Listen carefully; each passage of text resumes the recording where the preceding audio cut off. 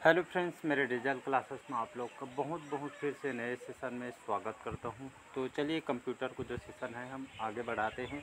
तो पिछले क्लासेस में लगभग 690 क्वेश्चन मैं कंप्लीट करा चुका हूं। तो हमारा 691वां क्वेश्चन है। तो पिछले क्लासेस को अगर आप लोग नहीं देखेंगे तो जाके देख सकते हैं, अलग से प्लेलिस्ट बना दिया है।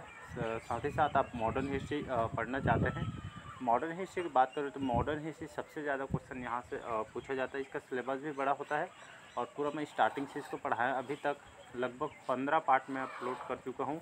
तो पूरा आपको कंप्लीट कराया जाएगा मॉडर्न हिस्ट्री। तो आप स्टार्टिंग से देखिए, स्टार्टिंग से देखेंगे तो आपको बहुत कुछ सीखने को मिलेगा। जितना भी कंटेंट तैयार किया गया है, जितना भी क्वेश्चन तैयार किया है, आपके कोई भी एग्ज़ाम के जो प्रीवियस ईयर क्वेश्चन के पूछे गए हैं वहाँ से आप लगा के भी प्रीवियस ईयर क्वेश्चन लगा के देख सकते हैं। सारे जो एग्ज़ाम में जो क्वेश्चन पूछे जाते हैं यहाँ से आपसे कवर हो जाएगा। तो आपको कंप्लीट मॉडर्न हिस्ट्री कराया जाएगा। इसके बाद आप मीडिवल और रिसर्च इसके बाद हम देखेंगे। तो चलिए सेशन का जो कंप्यूटर का सेशन है, तो सभी एग्ज़ाम के लिए इंपॉर्टेंट, चाहे स्टेट में कोई भी एग्ज़ाम हो, कंप्यूटर पटवारी, छात्रावास अधीक्षक, चाहे सेंट्रल गवर्नमेंट का बैंक वगैरह, आरबीआई वगैरह तैयारी कर लगभग सभी एग्ज़ाम को कवर कराइए। तो लगभग 690 क्वेश्चन करा चुका हूँ। तो 691 जो क्वेश्चन है, भारत में निर्मित प्रथम कंप्यूटर का नाम क्या है? तो भारत में जो तैयार किया गया जो प्रथम कंप्यूटर जिसका नाम क्या है, तो अशोक, सिद्धार्थ, बुद्ध या आर्य। तो इसका जो करेक्ट आंसर हो जाएगा आपका सिद्धार्थ करेक्ट आंसर हो जाएगा। याद रखिए, तो भारत में निर्मित मतलब भारत में ही आपका लोकल आविष्कार किया गया है। तो नाम है आपका सिद्धार्थ। ये आपका भारत का प्रथम कंप्यूटर है जिसका जो नाम आपका सिद्धार्थ है। ये आपके एग्जाम में क्वेश्चन पूछा गया है। तो भारत में जो सिद्धार्थ है, भारत में विकसित पहला कंप्यूटर है। इसको किसके द्वारा इसको तैयार किया गया था? जो कौन सी कंपनी थी या जो संस्था है, किसने तैयार किया था? तो इलेक्ट्रॉनिक्स कॉरपोरेशन ऑफ इंडिया, याद रखिएगा। तो इलेक्ट्रॉनिक्स कॉरपोरेशन ऑफ इंडिया, इसके द्वारा इसको तैयार किया गया था। इसे कब तैयार किया गया था? तो 16 अगस्त 1986, याद रखिएगा। तो डेट को भी याद रखना है। तो 16 अगस्त 1986 को बेंगलोर के जो मुख्य जो आपका जो वहाँ पे जो बेंगलोर में जो मुख्य जो डाकघर है यहाँ पे स्थापित किया गया था। तो इस सिद्धार्थ, इसको याद रखिए, भारत में विकसित पहला सुपर कंप्यूटर है। अगर वही क्वेश्चन अगर घुमा के पूछ दे, भारत में निर्मित प्रथम सुपर कंप्यूटर अगर पूछ दें तो ये आपका परम 8000 हो जाएगा। याद रखिएगा।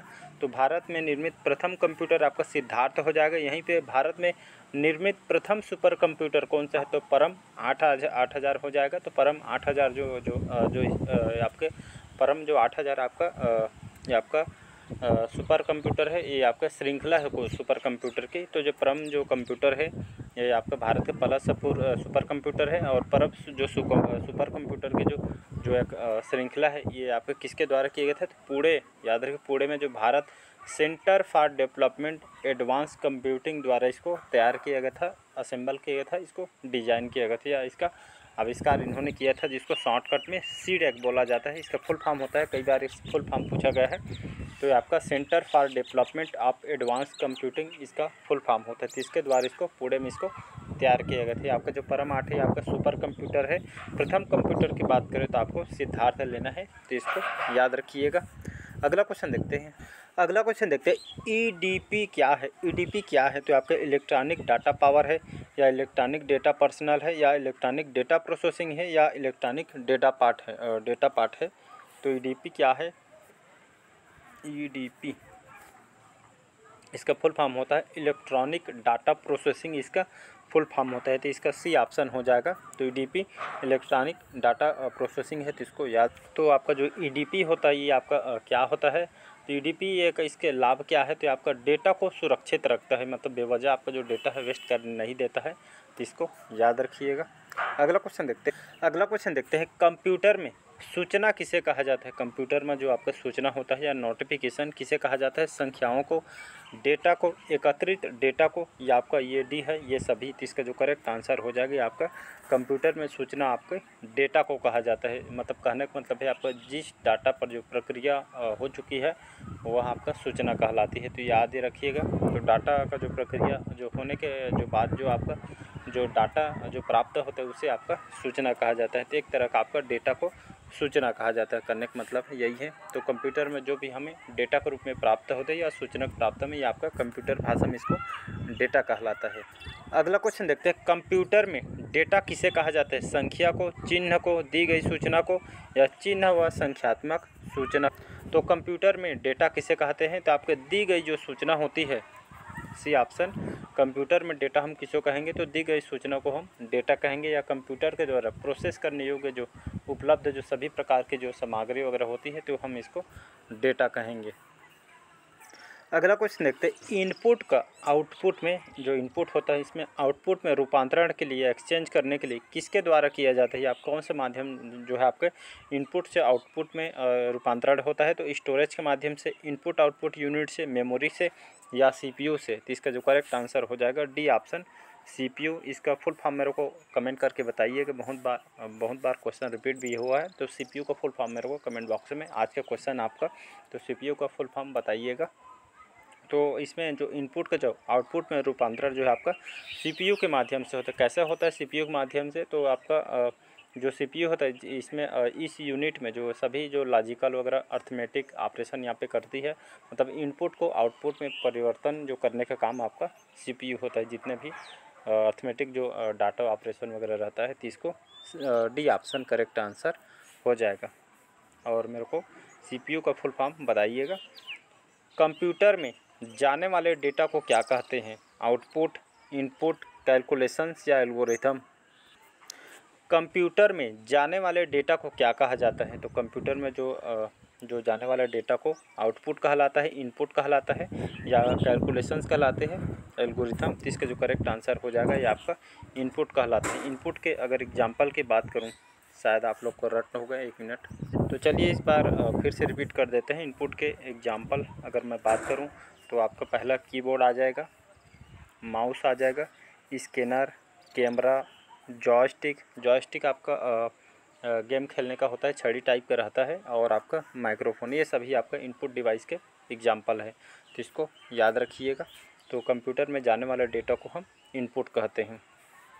इनपुट आउटपुट से बहुत सारे यहाँ पे क्वेश्चन बनते हैं, तो इसको रट ली। अभी बहुत बार रिपीट किया हो, इसलिए रिपीट करता हूँ मैं, ताकि आपको एक बार तो रिवीजन हो सके, और ताकि आपको इतना बार बताया हूँ तो आपको रट गए होगा।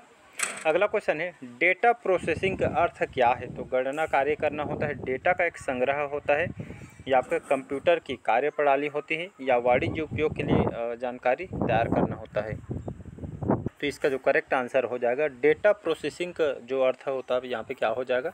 तो गणना कार्य करना हो जाएगा। कहने का मतलब है जो डाटा जो प्रोसेसिंग, जो आपका डेटा प्रोसेसिंग या डाटा विच है, तो डाटा का मतलब इसको यहाँ पे कैलकुलेशन या इसको विश्लेषण करके उसको अच्छी तरीके से किसी तरह से यूज कर सके, यही आपका डेटा प्रोसेसिंग कहलाता है। अच्छी यहाँ पे आसान भाषा में मैं बताऊँ तो आपका डाटा को जो आप अच्छी तरह से यूज कर लेंगे, तो यूज करके इसको यहाँ पे जो आपका डाटा प्रोसेसिंग कहलाता है। अगर मैं एग्जांपल के लिए बात करता हूँ, तो डेटा प्रोसेसिंग के अंतर्गत आप जो आप ऑडियो वगैरह फ़ोन सॉन्ग यूट्यूब वगैरह देते हैं, तो ये आपका अच्छा एग्जांपल है।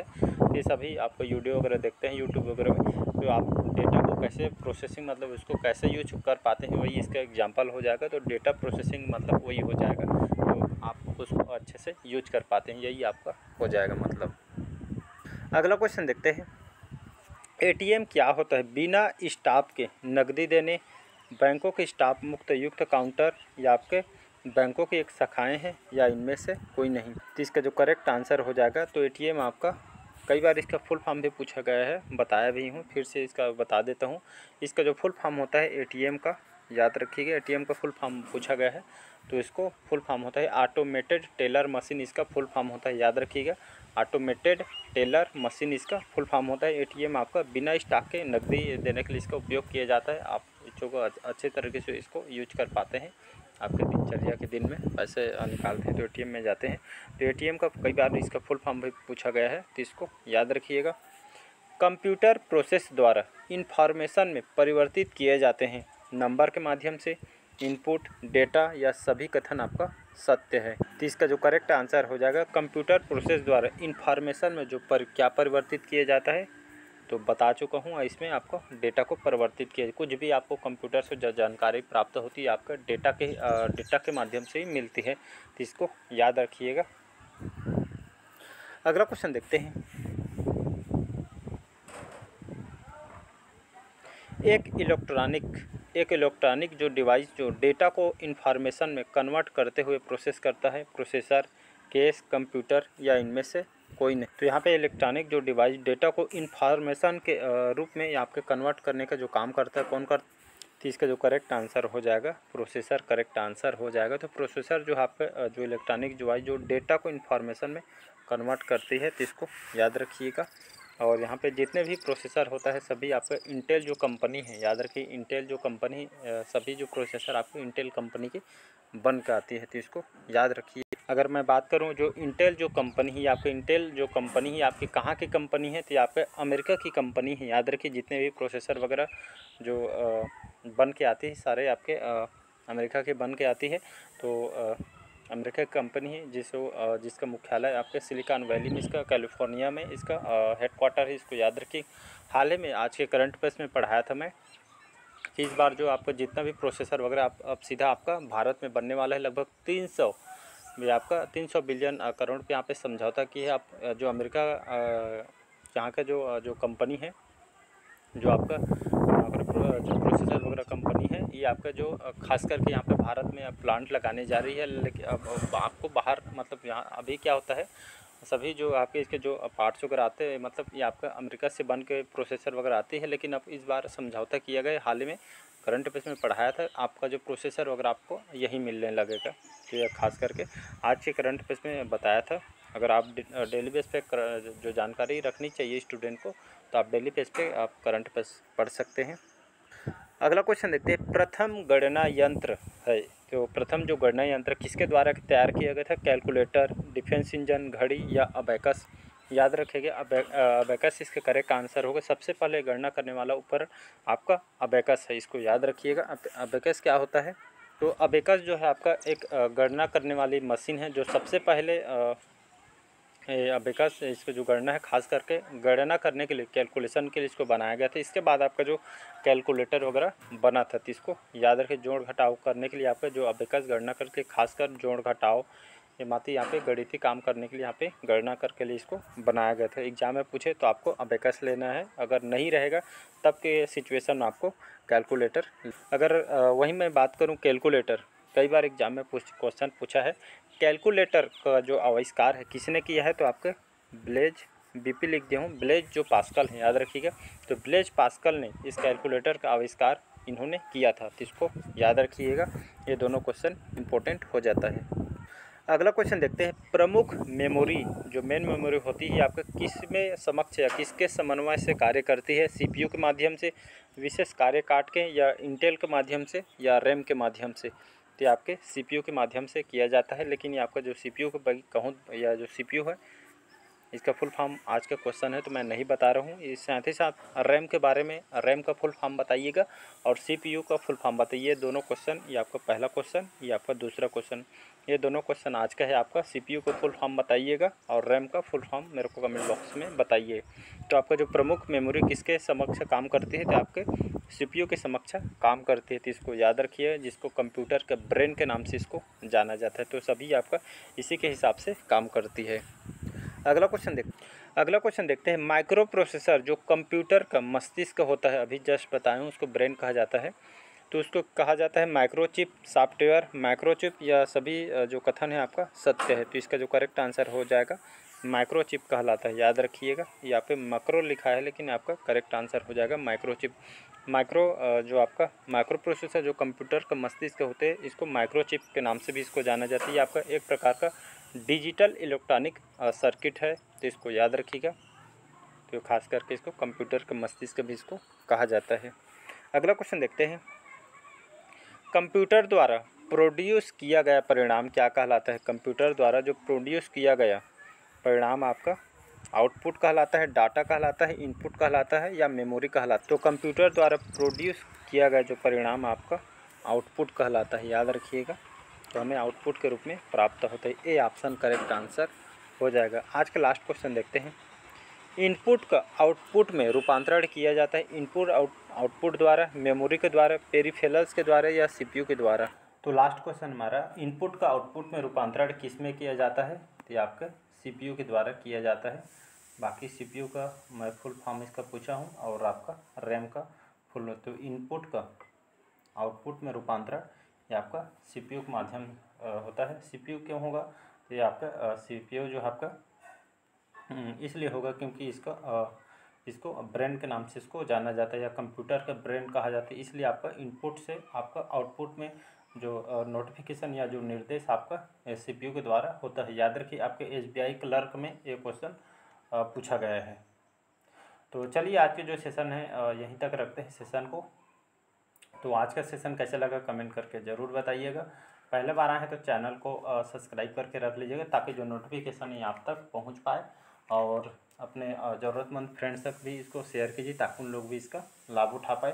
तो चलिए मिलते हैं अगले पार्ट में। डेली बेस पे करंट अफेयर्स पढ़ना चाहते हैं तो आप डेली बेस पे करंट अफेयर्स भी पढ़ सकते हैं, और मॉडर्न हिस्ट्री भी कंप्लीट कराया जा रहा है तो आप मॉडर्न हिस्ट्री भी यहाँ पे पढ़ सकते हैं। तो चलिए आज के ये सेशन को यहीं रखते हैं। Thank you.